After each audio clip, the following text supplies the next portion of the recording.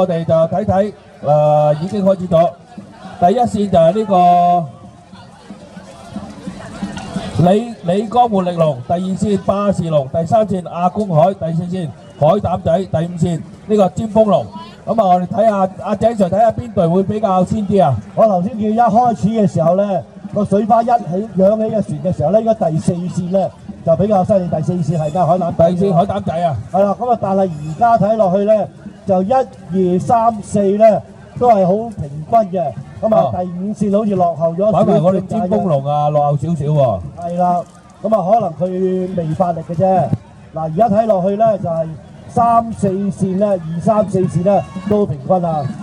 我睇就阿公國都比較犀利啲，不過海膽仔都不示弱喎。好啦，而家賽事已經去到3/4制啦。係啦，冇錯。咁啊，差唔多衝線㗎啦，而家都係3、4線之爭啊。係。第三線嘅亞公國同埋第四線嘅海膽仔啊。咦？我俾多啲。好似海膽仔啊，反先喎。亞公國海膽仔啊。海膽仔反先喎，有機會。應該好似亞公國喎。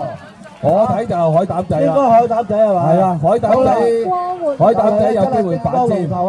但係我諗最後都等呢個終點裁判決定啦。